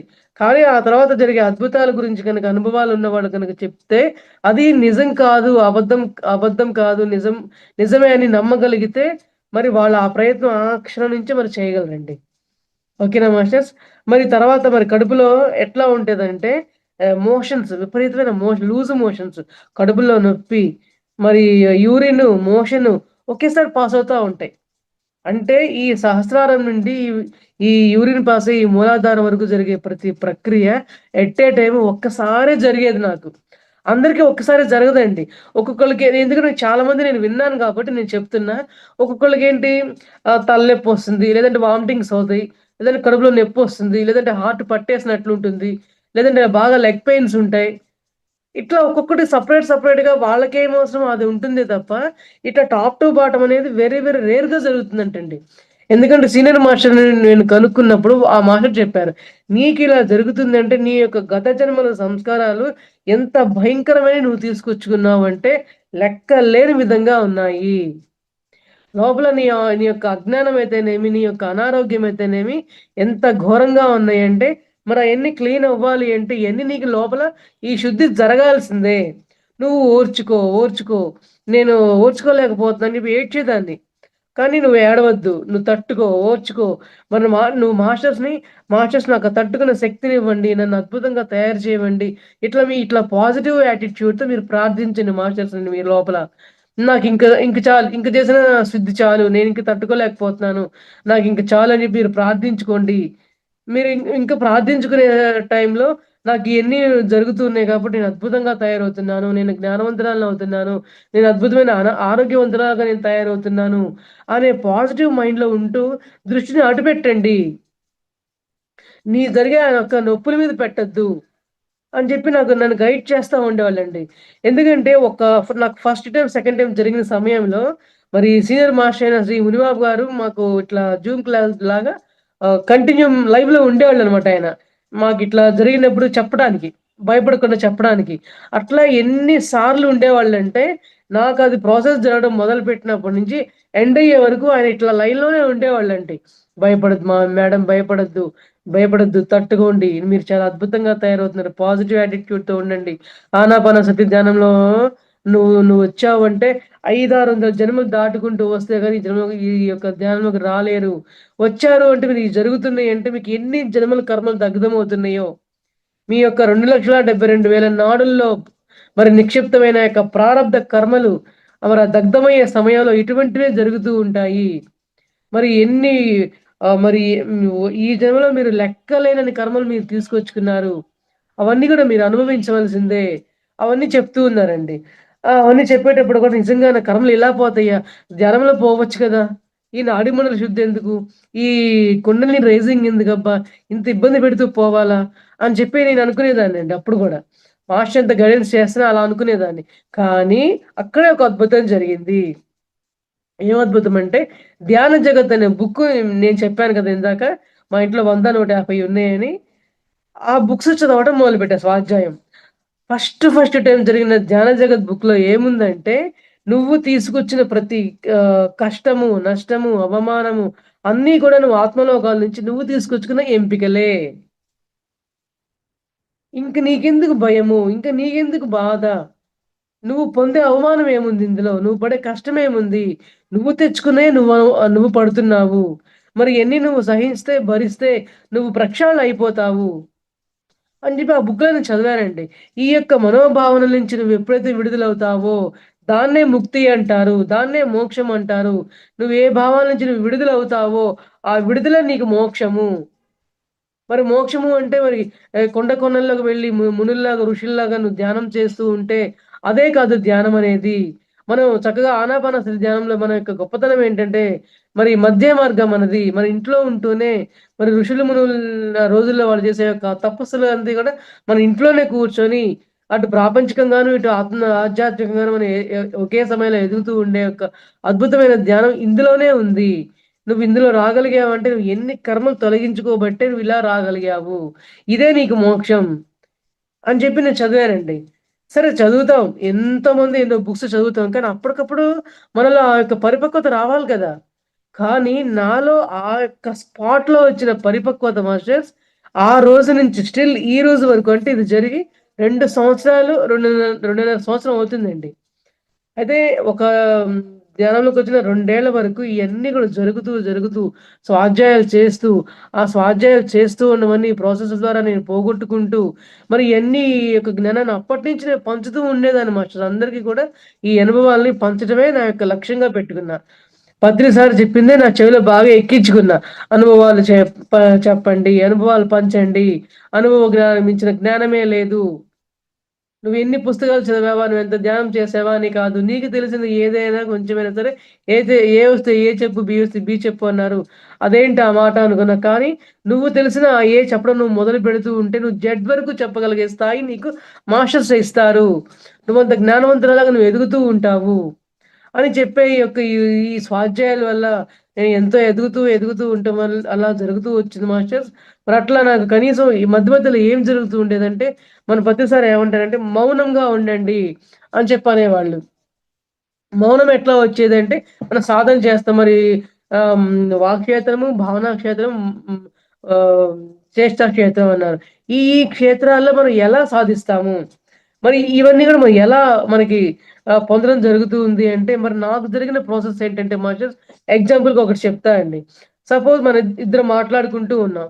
ఒక్కసారి మనం ఏం చేస్తామంటే, అవసరానికి మించి మనం మాట్లాడుతూ ఉంటామండి కొన్ని. తక్కువే మాట్లాడాలి. అవసరం ఎంతవరకు అంతవరకే మాట్లాడాలని చెప్పి అని చెప్తూ ఉంటారు గానీ, మనం ప్రాక్టికల్ లైఫ్‌లో మనకెలా తెలుస్తదంటే, ఆ యొక్క మాట్లాడుతూ ఉండటం వల్లే మరలా మనం ఇంకో రోజు ఏమనుకుంటామంటే, మనం స్వీయ పరిశీలన చేసుకుంటాం. ఓకే. మరి మాట్లాడొద్దు అన్నప్పుడు, మౌనంగా ఉండు అన్నప్పుడు, ఇప్పుడు నాలో ఎంతవరకు మార్పొచ్చింది? నేను ఎక్కువ మాట్లాడానా? తక్కువ మాట్లాడానా? మరి నా యొక్క వాక్కును సరి చేసుకునేది ఇంకా ఉందా? లేదా? మరి నా యొక్క వాక్‌శక్తి ఎలా ఉపయోగపడుతుంది? మరి నేను ఎవరికైనా ధ్యానం గురించి చెప్తే వాళ్ళు నా యొక్క వాక్కుకున్న శక్తి వాళ్ళ మీద మరి పనిచేస్తుందా? లేదా? ఆ శక్తి నాకుందా? లేదా? అనే ఒక దాని మీద కూడా నాకు పరీక్షలు జరుగుతూ ఉండేవండి. ఒక్కసారి ఏమైతదంటే మాట్లాడుతూ అస్సలు హఠాత్తుగా మాట్లాడడం ఆపేస్తదాన్ని. ఇప్పుడు వినేవాళ్ళకి ఏమనిపిస్తది? ఇదేంది ఈ మనిషి ఇప్పటిదాకా శుభ్రంగా మాట్లాడుతూ ఉండేది. హఠాత్తుగా మౌనంగా ఎళ్ళిపోయింది ఏంటబ్బా! అనుకునేవాళ్ళు. అట్లా ఎన్ని సార్లు జరిగిందంటే లెక్క లేదు మాస్టర్స్.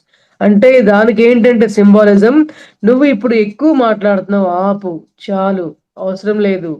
ఈ యొక్క సందర్భానికి ఇంతకంటే ఎక్కువ మాట్లాడొద్దు అని నాకు ఈ రూపంలో కట్ చేసేవాళ్ళనమాట.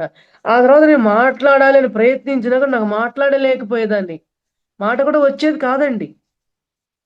ఎట్లాంటి అద్భుతాలు ఎన్ని జరిగినియంటే, అంటే ఏదైనా ఒక క్లాస్ చెప్పేటప్పుడు కూడా నేను ముందు ఒక ఖచ్చితంగా ఒక 15 మినిట్స్ నేను ధ్యానం చేసుకొని క్లాస్ స్టార్ట్ చేస్తాననమాట. ఎందుకంటే క్లాస్ స్టార్ట్ చేసే ముందు మాట్లాడే విధానానికి క్లాసు చెప్పగలిగే ఒక స్థితి వచ్చిన ఆ సమయానికి నాలో ఎంతో మార్పులొస్తాయండి. ఎందుకంటే ఆ టైంలో మాస్టర్స్ ఎంటర్ అయిపోతారు మనలోకి. మాస్టర్స్ ఎంటర్ అయిపోయి, నేను ఏ టాపిక్ అయితే తీసుకొని, దాని గురించి ఏం చెప్పాలి? నా అనుభవాలేంటి? మరి నా యొక్క లక్ష్యం ఏంటి? ఈ యొక్క క్లాస్ చెప్పేటప్పుడు, ఈ యొక్క లక్ష్యానికి నేను ఎట్లా చేరుకోవాలి? నేను చేరుకున్న ఈ లక్ష్యాన్ని మరి నా తోటి ఫ్రెండ్స్ అందరూ కూడా ఎలా చేరుకోవాలి? మరి వాళ్ళకి నా యొక్క సహాయం, సహకారాలు నాకు తెలిసినంతలో నేను అందరికి వాళ్ళ జ్ఞానాన్ని పంచాలి అని చెప్పి నేను ఆ థాట్‌తో నేను కూర్చుంటా మాస్టర్స్. ఆ మాస్టర్సే నాతో ఆ వాక్కుని ఇస్తారు. ఇక్కడ చెప్పేది పద్మావతి మేడం కాదు. ఒక శక్తే నాతో చెప్పిస్తూ ఉంటుంది. ఆ మాస్టర్సే వచ్చి మరి ఎవరైతే వింటారో వాళ్ళకేమవసరమో వాళ్ళకి నాతో ఎటువంటి కనెక్టివిటీ ఉంటుందో, ఆ యొక్క వాక్కు వాళ్ళకి ఎటువంటి విధంగా వర్క్ చేస్తుందో, అటువంటి వాక్కునే ఇస్తారండి. అట్లనే ఎన్ని క్లాసులు నేను అబ్జర్వ్ చేశానంటే అంతే కాదు మాస్టర్. ఇప్పుడు సపోజ్ నేను క్లాస్ చెప్తానికి ఫిక్స్ అయిన రోజుల్లో హఠాత్తుగా జలుబులు, నీరసాలు, దగ్గులు, ఫీవర్స్ రావడం కూడా చాలా సార్లు జరిగిందనమాట. అప్పటిదాకా బావుంటే ఇంకొక గంటలో క్లాస్ చెప్తాను అనంగా రకరకాలు జరిగాయి. మా హస్బెండ్ అనేవాళ్ళనమాట. "ఇప్పుడు నువ్వు ధ్యానం చెప్పగలవా పద్మ? క్లాస్ చెప్పగలవా? మరి ఇదేంది హఠాత్తుగా ఇట్లా అయ్యావేంటి?" అని చెప్పి అనేవాళ్ళు. అస్సలు నేను భయపడే దాన్నే కాదు మాస్టర్స్. ఒకసారి నేను ప్రయత్నించా.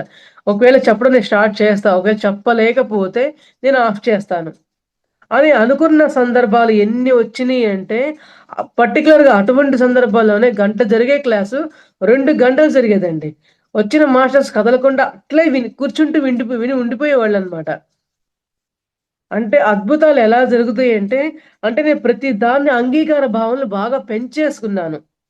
మనం ఏం చేయాలన్నా గూడా ముందు మనకి అంగీకార భావన ఉండాలి. ఓకే. ప్రతి దాన్ని చేస్తూ ఇది కరెక్టేనా? ఇది తప్పేమో, అది ఒప్పేమో, ప్రతిదానికి అనుమానంతో కాకుండా, ప్రతిదానికి ప్రశ్నాత్మకంగా కాకుండా, పరిశీలనాత్మకంగా కాకుండా, ఒక దృఢ నిశ్చయంతో ఇది ఇదవుతుంది. ఇది నా వల్ల అవుతుంది. ఇది ఖచ్చితంగా అయ్యి తీరేదే. అనే యొక్క నమ్మకంతో ఆ యొక్క పనిని స్టార్ట్ చేయటం వల్ల, దానివల్ల నాకు ఆ లోపల ఒక ఆత్మ సంతృప్తి కలిగేది మాస్టర్స్. ఆ ఆత్మ సంతృప్తి వల్ల వచ్చే వాక్కు కూడా ఎలా ఉండేదంటే వాక్ కూడా ఎలా ఉండేదంటే, ఇంకసలు మా మాట్లాడే ఆ యొక్క పదాలు కూడా డిఫరెంట్‌గా ఇచ్చేవాళ్ళండి. సహజంగా మనం మాట్లాడుకునే ఆ యొక్క పరిభాషకిని, మనం ఒక టాపిక్ తీసుకొని, ఒక సబ్జెక్ట్‌ని తీసుకొని మాట్లాడేటప్పుడు, మాట్లాడే ఆ వాక్కులో వచ్చే పదాలు, ఆ యొక్క భాష అనేది చాలా అద్భుతంగా నన్ను తీర్చిదిద్దుతూ ఉండేవాళ్ళనమాట. అప్పుడేంటంటే వినేవాళ్ళకి కూడా ఏదైనా సరే చేసేయాలి. మరి ఈ మేడం కూడా మనలాంటి వ్యక్తే కదా! మరి ఈమె సాధించగలిగినప్పుడు మనం సాధించలేమా? మరి ఇంత కుండల్ని రేసి ఇంత చేసుకొని ఇంత కష్టపడిందే మరి ఈ రోజున మరి ఎంత శారీరకంగా నాకు పారాలిసిస్ వచ్చింది. ఎస్కలేటర్ మీద నుంచి పడ్డాను. మరి 10 కిలోమీటర్ల శాకాహార ర్యాలీ చేశాను. నందవరం వెళ్లి మరి మన యొక్క సదానంద ఎగుర ఆశ్రమంలో అక్కడ నేను ఒక 2, 3 డేస్ స్పెండ్ చేయడం జరిగింది. అక్కడ సమాధి దగ్గర నేను ధ్యానం చేసుకున్నాను. మరి నా యొక్క అనారోగ్యాలకి మరి రకరకాల ఇంకా నా గర్భసంచిలో ఎన్నో ఫైబ్రాయిడ్స్ ఆపరేషన్ చేయాలన్నారు. వాటికి ఆపరేషన్ లేకుండా నేను పొట్ట మీద పిరమిడ్ పెట్టుకొని మరి ధ్యానం చేస్తూ ఉన్నాను.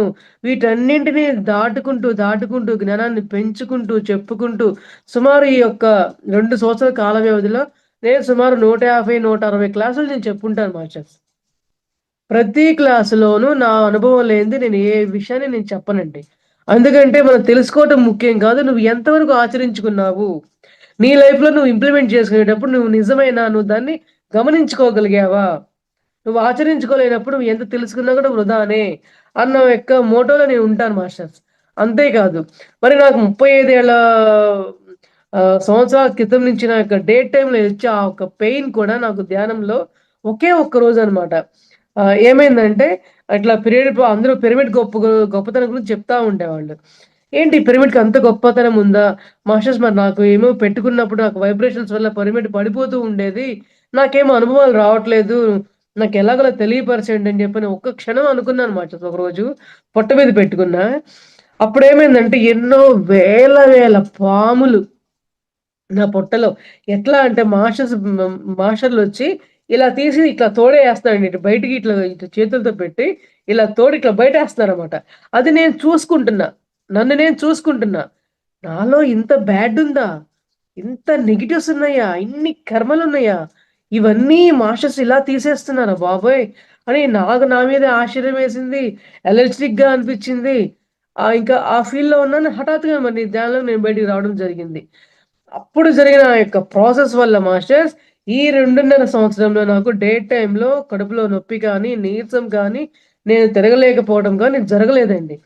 ఎందువల్లంటే మరి నేను మెచ్యూర్ అయిన ఆ యొక్క చిన్న ఏజ్ అప్పటి నుంచి 12 ఏళ్ల వయసు అప్పటి నుంచి గూడా ఆ యొక్క మరి పీరియడ్ టైమ్‌లో ఒక 3 డేస్, 4 డేస్ నేను మంచం దిగను. అట్లా ఉన్న వ్యక్తిని మరి అన్ని పనులు చేసుకుంటూ ఇక డేట్ రావడం ఆలస్యం. ఇక నేను ధ్యానంలో కూర్చుంటా. ఖచ్ ఖచ్చితంగా ధ్యానం కూర్చుంటా కొంసేపు. తర్వాత పడుకొని పొట్ట మీద పెట్టుకుంటా. 3, 4 5 డేస్ ఇంకిదే చేస్తూ వచ్చా మాస్టర్స్. అట్లా జరిగిన సమయంలో నాకొచ్చిన మళ్ళీ ఆ యొక్క పరీక్ష ఏంటంటే, నాకు డేట్ టైమ్‌లో ఉండగానే మరి ఎన్నో పిరమిడ్ ప్రోగ్రామ్స్ జరుగుతా ఉండేవి. దానికి వెళ్ళాల్సొచ్చేది, పని చేయాల్సొచ్చేది, అటు ఇటు తిరగాల్సొచ్చేది.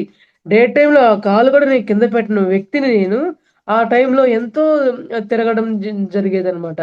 అప్పుడు నా శక్తి వామ్మో! ఇంత శక్తుందా దీంట్లో? ఇంత శక్తుందా అని పిరమిడ్ గురించి చెప్పని వ్యక్తి లేదు మాస్టర్స్. కనపడ్డ ప్రతి ఒక్కళ్ళకి ఇదిగో పిరమిడ్ పెట్టుకో. ఆడపిల్లలున్న ప్రతి తల్లికి నేను చెప్పేదాన్ని. పిరమిడ్ పెట్టుకోండి, ధ్యానం చేయండి. మీ అమ్మాయి డేటొచ్చినప్పుడు ఇట్లా పిరమిడ్ పెట్టి ఇది ఇట్లా ధ్యానం చేయించండి. 5 డేసు మీరు స్కూలుకి గాని, కాలేజీకి గాని పిల్లల్ని పంపకుండా ఇంట్లో పెట్టుకొని హ్యాపీగా వాళ్ళకి రెస్ట్ ఇచ్చి, సరైన ఆహారం పెట్టి ఆ యొక్క డేట్ సమయంలో వాళ్ళ పిరమిడ్ పెట్టుకొని ధ్యానం చేయించి, ఇట్లా చేయించండి. ఆఖరికి మరి పిల్లలకి పెళ్ళైన తర్వాత కూడా గర్భసంచి సమస్యలు గాని, ఇటువంటివి కూడా బ్లీడింగ్ ప్రాబ్లమ్స్ కానీ ఏవి రాకుండా ఉంటాయి అని చెప్పని విపరీతమైన ధ్యాన ప్రచారం చేశాను మాస్టర్స్.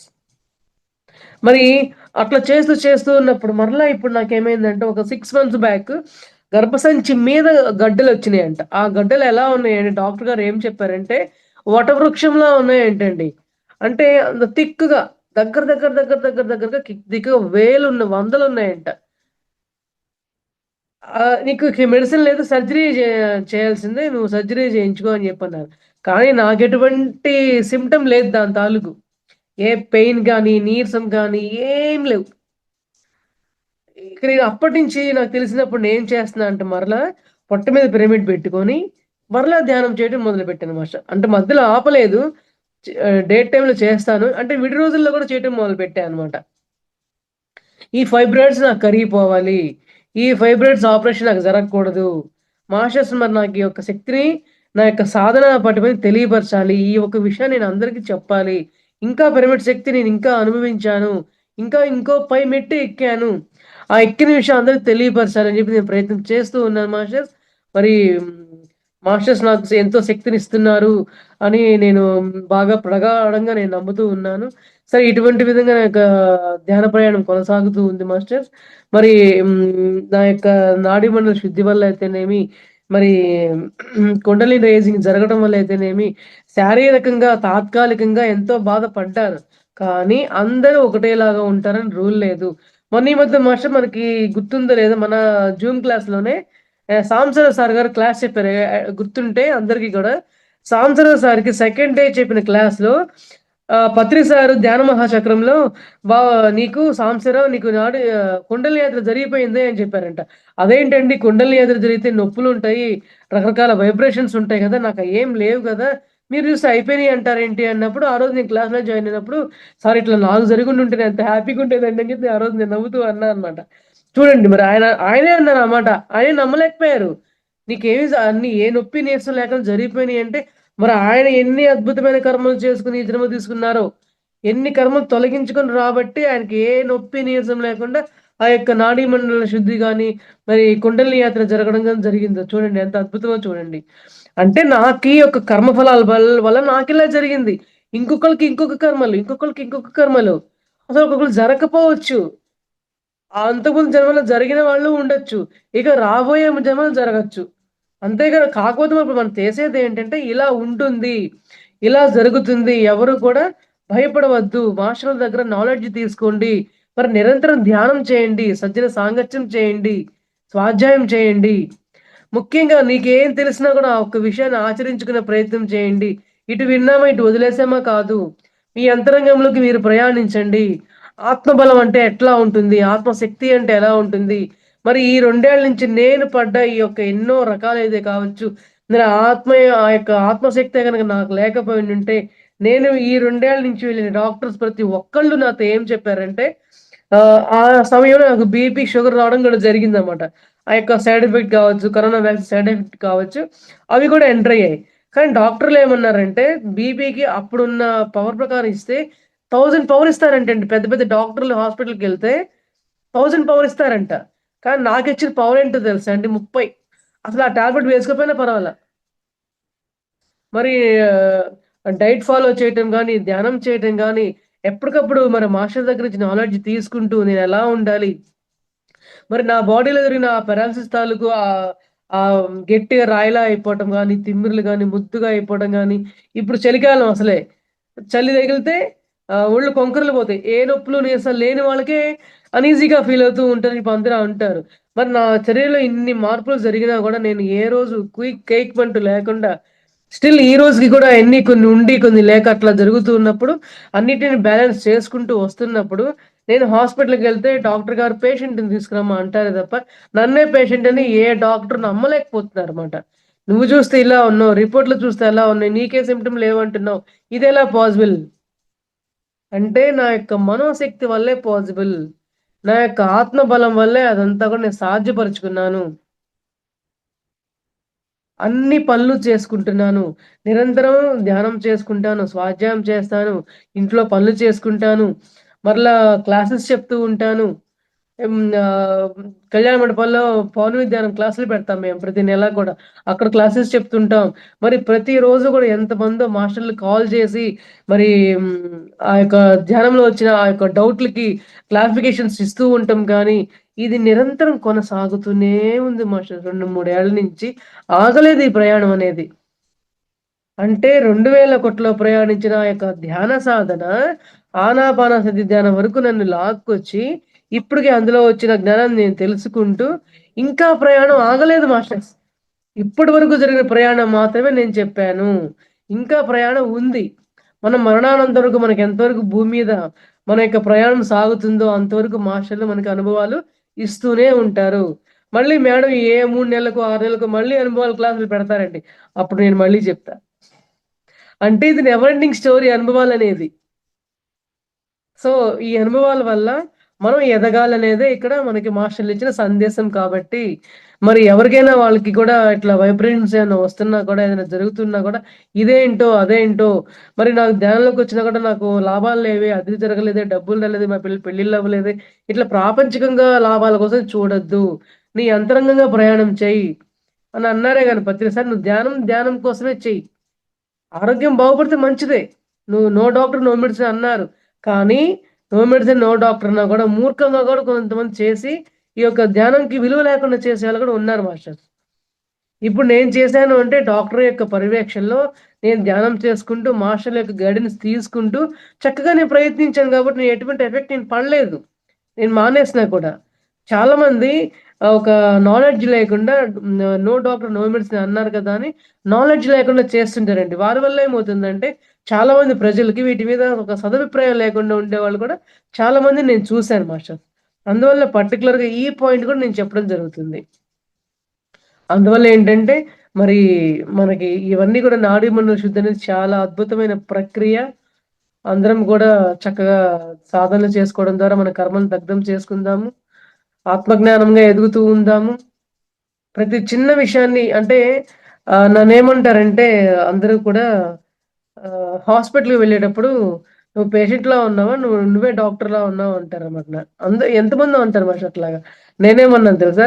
నేను డెత్ బెడ్ మీదొచ్చినప్పుడు గూడా ఉన్నా కూడా నేను ఇట్లాగే నా ప్రాణాన్ని వదులుతా. నవ్వుతూ ఓకే. టాటా బై బై అంటాను. ఏదో కామెడీగా చెప్పట్లేదు మాస్టర్స్. ఎన్ని పునర్జన్మలు నేను పొందానంటే 5, 6 సార్లు నేను చచ్చి బతికా. అందువల్ల నాకు చావంటే భయమే లేదు. అట్లా అయిపోయిందనమాట. పెరాలిసిస్ వచ్చిన ఒక నైట్ ఒక్క క్షణం శ్వాస నాకు లేకపోయుండుంటే అప్పటికప్పుడు స్పాట్ డెడ్ అనమాట. కానీ సీనియర్ మాస్టర్ గారు నాకిచ్చిన గైడెన్స్ వల్ల నీ అంతరంగమే నీ గురువు, నీ శ్వాసే నీ గురువు అన్న పదాన్ని నన్ను మరి రిపీట్ చేస్తూ నన్ను గుర్తు చేస్తూ సాధన చేయి, సాధన చేయి అనటం వల్ల ఆ యొక్క సాధన చేస్తూ చేస్తూ ఉండే క్రమంలో మరి మాస్టర్‌లు కూడా నన్ను పైకి తీసుకెళ్ళి పైలోకాలు కూడా చూపించారు. పైలోకాలు ఇలా ఉంటాయి.